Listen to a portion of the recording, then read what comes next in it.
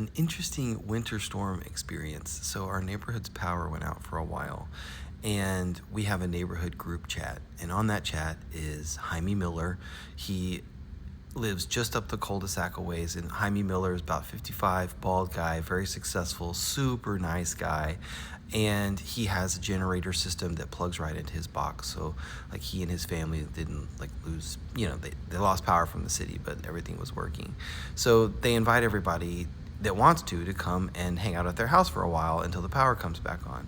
So my wife and my kids and I, we all bundle up, super warm, walk up the cul-de-sac to the Miller's house. And when we get there, it's a good vibe. People are hanging out. And Jaime's dad, Saul, is there. I've met him before. Saul is an older guy, super cool, wearing a cool Patagonia sweater, even though I think Saul is like 93. And also there is Dr. Kevin. This is Kevin Rothblatt, one of our neighbors, who's a psychologist. And he totally plays the psychologist part. He's got skinny glasses. He's got short hair. He was wearing a scarf inside. He's a little guy, short, skinny, probably about 55. And I see Kevin at Dr. Kevin, I try to call him, he's a PhD, totally that guy, at the coffee shop sometimes, at our like neighborhood coffee shop. And he's my neighbor. It'd be nice to him, ask him what he's reading and things like that. So anyway, while we were there for a while, they had the Millers had like a little table out with like some nuts or whatever, and there were some chairs around it, sofa. So anyway, I'm sitting on the sofa kind of in the corner, drinking some coffee that had some Baileys in it, and then I'm sitting, Grandpa Saul is on the same couch as me, Dr. Kevin is kind of diagonal to me, and then Jaime Miller is sitting in this chair. So anyway, I was asking Dr. Kevin, what are you reading? And he said, he's like, I'm still reading the book about the resistance to Stalinist Russia. And he told me about this book before. He basically believes that he needs to read up on resistance movements to literal, like, Stalinist Russia, because he's so freaked out about politics. And this kind of gave Dr. Kevin license to start riffing on what he thinks are the state of affairs of America.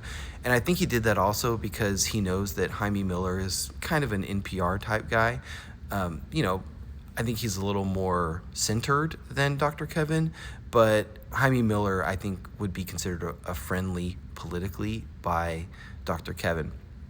So it comes up that Minnesota Governor Tim Walz says that the next diary of Anne Frank will be written about what has been happening with ICE in Minneapolis.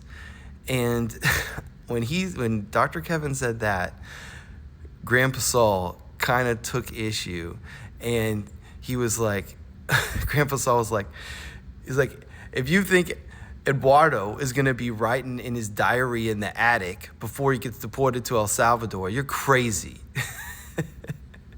And he was kind of joking because Grandpa Saul is like 93. Like, he's not trying to make any enemies or whatever.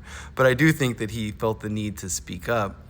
And so then Dr. Kevin goes on to say, I think that, psychologically we can feel comfortable, in this house, saying whatever we want, but outside there's a whole other world of weaponizing the legal system that we don't even see. And, it's just because we're comfortable psychologically in this house.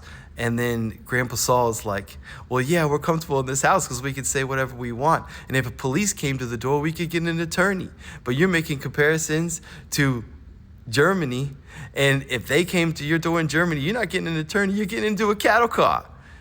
I think that clearly Grandpa Saul has, a connection to that world that maybe Dr. Kevin underappreciated. And then Jaime Miller told Dr. Kevin that he had seen a clip of Obama saying that I'm not an emperor, I'm a president, and the president has to enforce the law, and how Obama basically was saying that he had to enforce immigrations and customs laws because that was the law of the land, and it wasn't the most pleasant part of his job, but it was nonetheless part of his job.